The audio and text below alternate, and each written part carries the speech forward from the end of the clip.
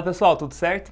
Vamos dar continuidade no nosso curso de Introdução ao Direito do Trabalho. Eu sou o professor Luiz e vamos tratar ainda sobre a tutela específica do trabalho do menor. Na última aula a gente viu lá as tutelas do trabalho do menor, onde tem ali algumas proibições. A gente viu onde que está previsto lá no CLT, no artigo 402 até o artigo 441. A gente tratou das garantias constitucionais e também a gente viu quando que acaba essa tutela específica, né, quando que acaba essa tutela do menor de idade. Então quando ele completa 18 anos, se encerra ali essa tutela específica, ele entra no regime comum de trabalho. E a gente tratou também das proibições para o trabalho do menor e daquela possibilidade do juiz permitir que o menor se faça o trabalho que até então era proibido, quando ele analisa que aquele caráter de proibição já não existe mais, tá?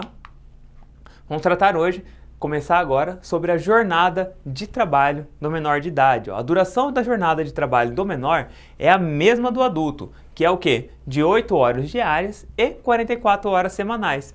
Os intervalos também são iguais, ressalvada a obrigatoriedade de intervalo de 15 minutos antes de iniciar a realização de horas extras. Então, se o menor ele for iniciar uma hora extra, deverá ter um intervalo de 15 minutinhos ali, tá?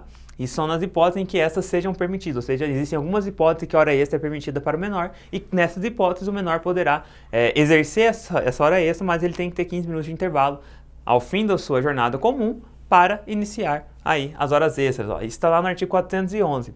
A duração do trabalho do menor regular-se-á pelas disposições legais relativas à duração de trabalho em geral, que é o que a gente tratou, 8 horas diárias, 44 horas semanais, com as restrições estabelecidas neste capítulo. E as horas extras, é vedada a realização de horas extras pelo menor, salvo ser decorrente de acordos de compensação de horas ou nos casos de força maior, mediante pagamento de adicional de, no mínimo, 25% da hora normal. Isso está lá no artigo 413 da CLT. Então, o menor de idade, quando ele tem que fazer ali as suas horas extras, né, ele deverá ser feita apenas em caso que existe um acordo para esse menor fazer essa hora, compensação de horas e também quando for força maior. Então, por força maior, o menor deve fazer essa hora extra, haverá o pagamento adicional de no mínimo 25% da hora normal que ele já exerce, tá?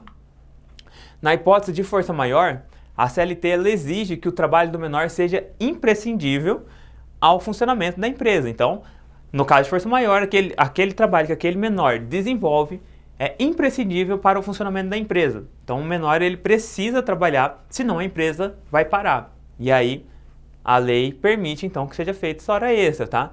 Bem assim que haja comunicação por escrito à Delegacia Regional do Trabalho no prazo de 48 horas. Então, quando houver essa necessidade do menor de idade fazer aquela hora extra, o empregador deverá ainda comunicar em até 48 horas para a Delegacia Regional do Trabalho que o menor foi necessário para se fazer horas extras, porque era imprescindível o seu desenvolvimento de trabalho, né? A sua função ali era imprescindível.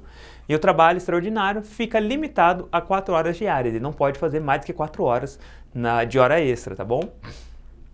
Lá no artigo 413, para a gente poder entender certinho essa questão das horas extras, é vedado prorrogar a duração normal diária do trabalho do menor, salvo, e aí a gente vê quais são as possibilidades, até mais de 2 horas, independentemente de acréscimo salarial, mediante convenção ou acordo coletivo, nos termos do título 6 dessa consolidação, né, da CLT, desde que o excesso de horas em um dia seja compensado pela diminuição em outro, de modo a ser observado o limite máximo de 48 horas semanais, ou outro inferior legalmente fixado. Então, se for para fazer compensação de horas, poderá fazer sem a necessidade de acréscimo, tá?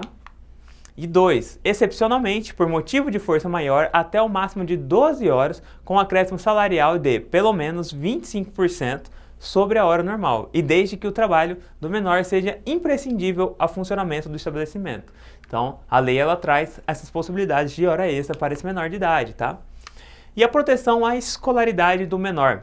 Então, o menor, a gente sabe que ele deve estudar, né? Então, a CLT ela tem uma previsão legal para ajustar ali essa escolaridade dele, proteger a escolaridade dele para que ele não largue a escola para trabalhar, por exemplo, tá? Ela estabelece 5 garantias referentes às atividades escolares do menor. O dever dos pais de afastar os menores do emprego que diminua consideravelmente suas horas disponíveis para os estudos. Então, se o menor ele está trabalhando num local que diminua muito a sua hora disponível para o estudo, às vezes ele começa a ter que perder a aula para poder trabalhar, e aí o pai ele fica responsável, né, os pais ficam responsáveis por afastar esse menor desse trabalho. Isso está lá no artigo 424 da CLT, tá?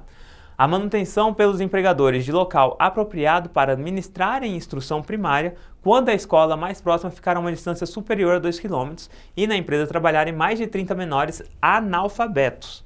Então, existe essa regra, o menor tem que ser analfabeto, a escola tem que ficar 2 km longe da empresa, e aí, neste caso, a empresa terá que ter um local para instrução primária, tá? Isso daqui está lá no parágrafo único do artigo 427. Mas olha só, tem essa restrição aqui, ó, tem que ter 30 menores analfabetos. Então, só aí que a empresa é obrigada a ter esse espaço, tá? Ter esse local apropriado para ter aula de primário, né? Também tem aqui, ó, a obrigatoriedade da empresa em fornecer o tempo que for necessário para a frequência às aulas, né? Então, por exemplo, aquele menor, ele trabalha e aí ele vai ter que desenvolver uma aula extra. Então, vai ter uma aula que vai ocorrer num dia. E aí a empresa tem que disponibilizar que esse período o menor vá fazer a sua aula, vá assistir sua aula, tá?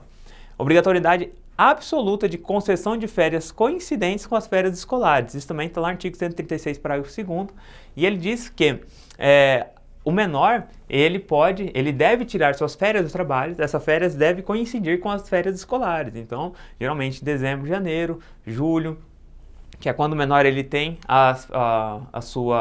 suas férias escolares, então a empresa deve coincidir as suas férias de trabalho com essas férias escolares, tá?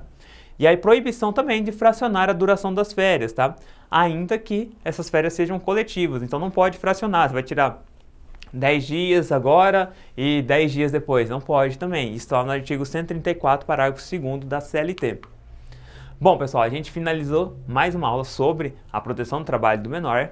Eu vou ficar aqui aguardando vocês para a nossa próxima aula. Não deixe de seguir nas redes sociais e até a próxima.